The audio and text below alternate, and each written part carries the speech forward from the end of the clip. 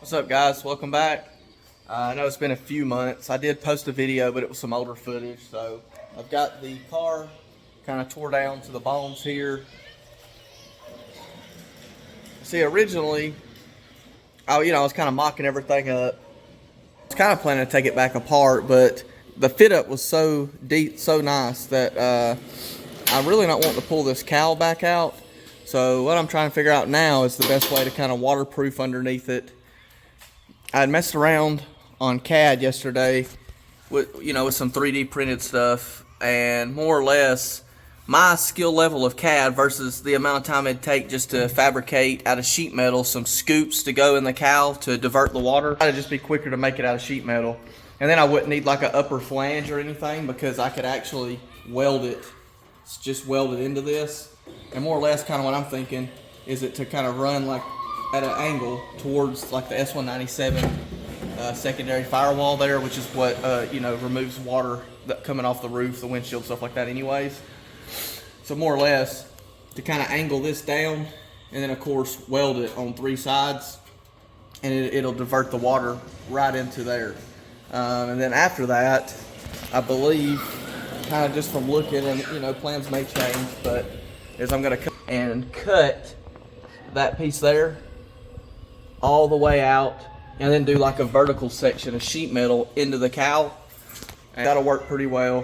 Then it'll just kind of be getting the sides there sealed up.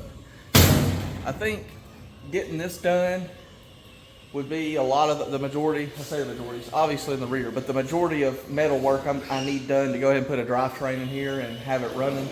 So that's kind of the plan, is to get this finished up in the next few days, and then possibly toss this engine and transmission with the security deleted computer I have in here and just see what we got from there.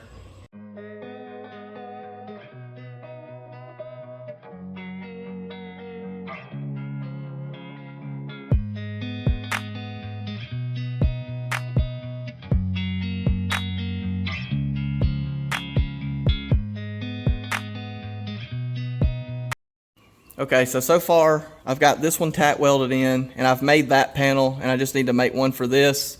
So then the reason I'm doing that is time and labor as far as sealing off the cabin. And I've just about decided I'm not going to mess with the windshield wipers at this point anyways. I mean, it's a 70 Mustang. If I keep it for a while and drive it, I'm going to use it at the track, make some videos, stuff like that. It's not really going to be out in the rain. So for sake of time and all that, I'm just going with what's easiest. It'll still, you won't even be able to see it. It'll be fine. It's not going to see a lot of rain anyways. For the moment, I'm not even planning on putting windows in the doors because I don't have them, and I'm probably not going to spend the $1,200 to $1,500 on a kit to do it at the moment. I've had this car sitting for 4 months with a decent amount of money tied up in it. Not really for what it's going to be, but in the grand scheme of things. So I got to get it done so I can either A, sell it, B, use it to promote some angle kits, something like that. Just let it start making me some money. So right now my main goal is just getting it done.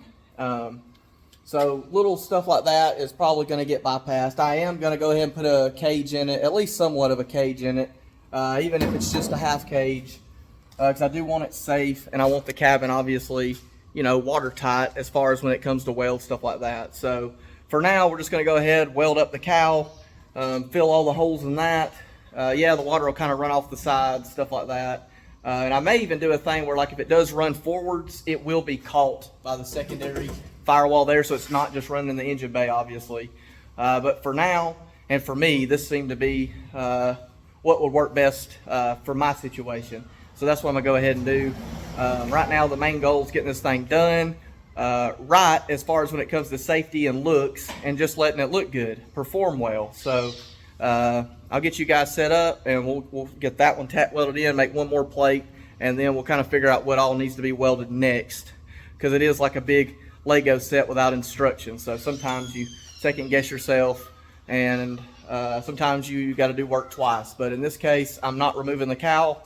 So I had to come up with another plan to kind of make that work without costing me 2 weeks of making small plates, welding. So without any more, let's get to it.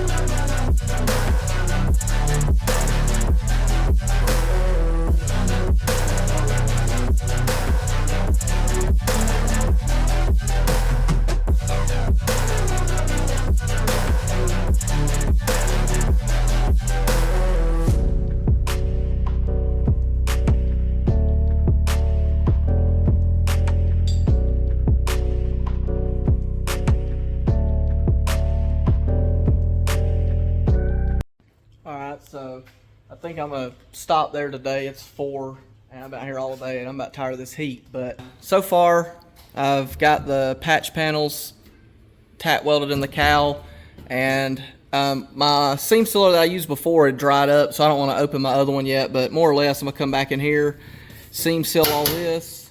I've added some more tack welds to the front, more or less, like these are the 70 fender mounts, which with this setup they're really not that structural, but for the most part on the 70 they're mainly just plug welded in a couple spots into the car. So I added a couple extra tacks on both sides, have tack welded the cowl in here. This side got a little bit ugly, but that's all right because I mainly only welded that to seal it.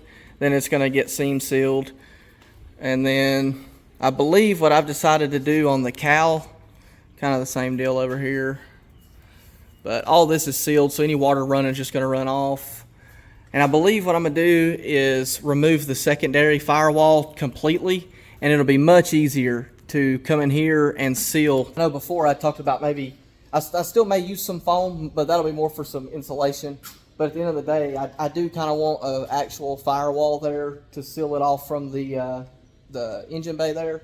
So for what I believe I'm gonna do now is come in here, remove that secondary firewall, and it'll be much easier to sheet metal in from more or less from the rear firewall up to the cowl, and it'll get, you know, sealed, seam sealed and all that.